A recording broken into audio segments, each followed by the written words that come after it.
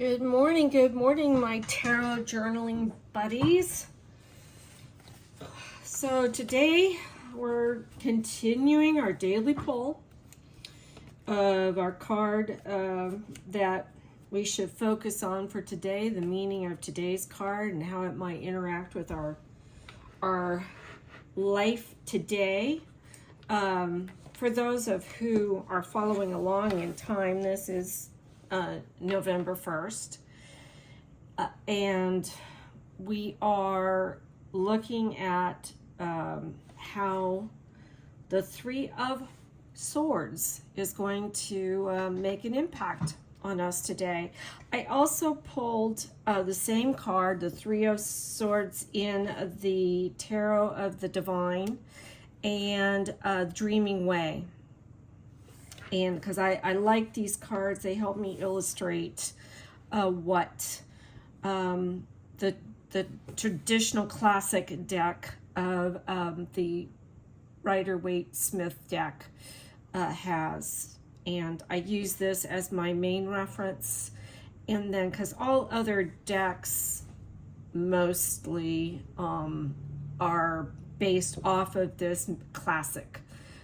This is sort of the OG of tarot decks, and all other tarot illustrators, tarot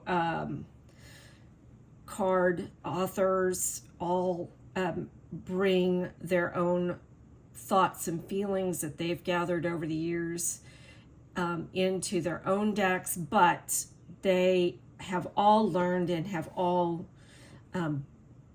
not all, there may be some that are not, mostly have used this as the corner of their foundation. So that is why we always have a classic reference card in all of our readings. If you do not have the classic Rider-Waite deck, no worries. I mean, that's why I'm here, is you don't have to. You can use your own deck and follow along. So today we pulled probably the scariest card in the whole deck of tarot deck. I think this is scarier than getting the Tower or the Death card. It is talking about heartbreaking betrayal, heartbreaking loss of trust and between someone you love or respect, and it's a card about what keeping secrets and not having good communication with the ones we care for and love and have friendships with can do, can make us feel. There's in all decks you see that there is stormy clouds. It is raining, it's lightning, it is cold, it is wintry, it is isolating, and yet every single card is talking about the pain of the betrayal, and how we feel the betrayal is all in our mind and magnified because of our own emotional feelings. And that is what the Swords is about, the mind, and what we do to ourselves and torture ourselves through our heart, our feelings, our what we think other people think about us. It is how our mind plays tricks on our heart, and how we need to not only control our mind and control our thoughts, but our emotions, and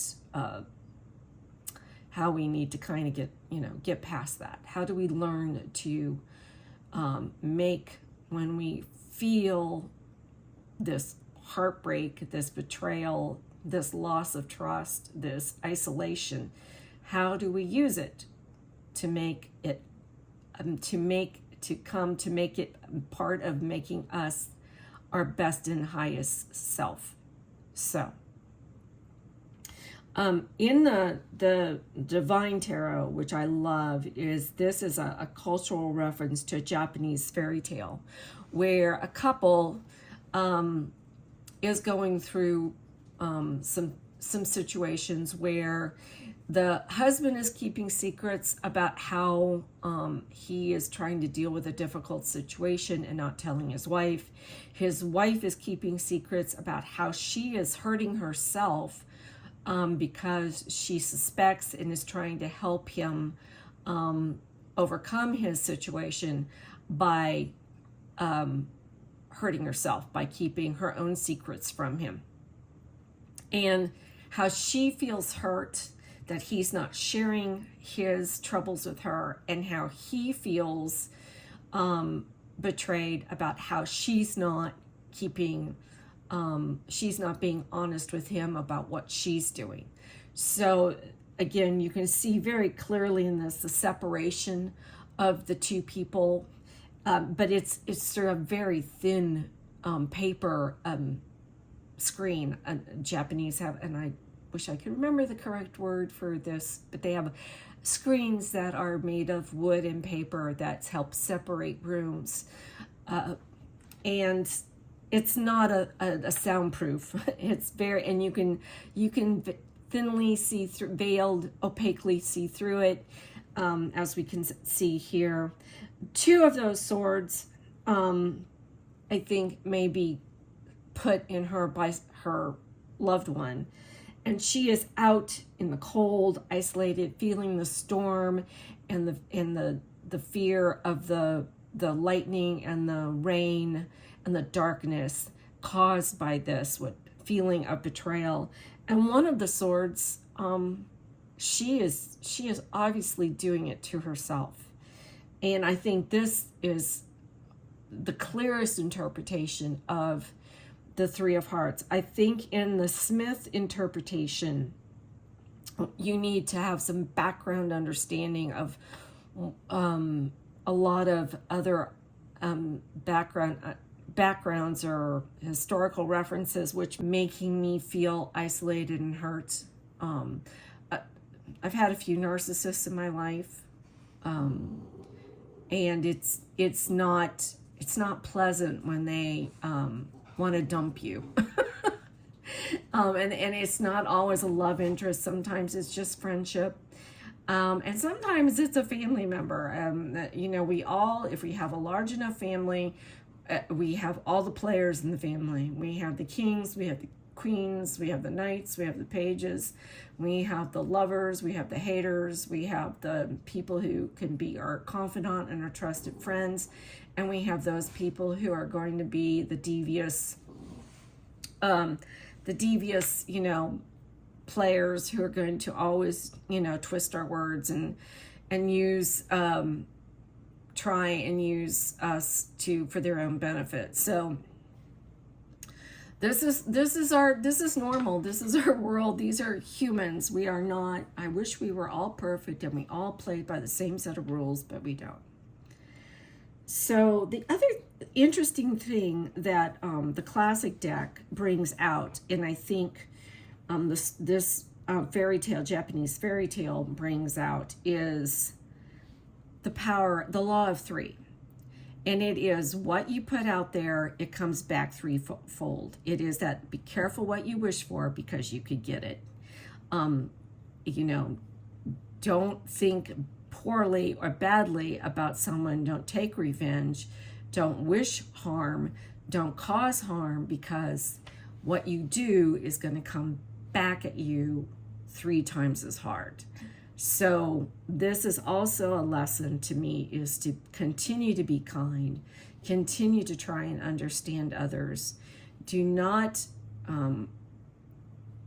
bring about hurt to others through deceit or white lies or half-truths or maybe full lies or spreading gossip or using them and not being grateful toward them and recognizing their contributions. So this is also, not only have I experienced this, but I am reminded not to be the source of this kind of pain. So take a deeper dive also with your own card that you pulled today, or use mine.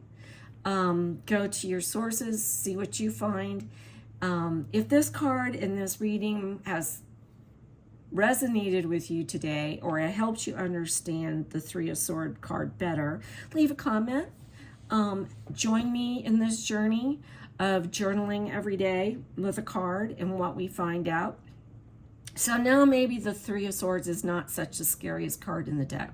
Maybe we've winkled out a little bit where we can say, okay, yeah, maybe I've got something that's going to be a little bit painful, but I can see that it is clearing the way for better things, and it's reminding me to always be supportive and kind and truthful with the others around me. If I have a real relationship with someone in my family or my friends or my lovers that I want to continue, that honesty is usually the best policy, and to keep clear lines of communication open. Have a great day. I hope your day is filled with many, many blessings, and I will see you on the flip side. Bye.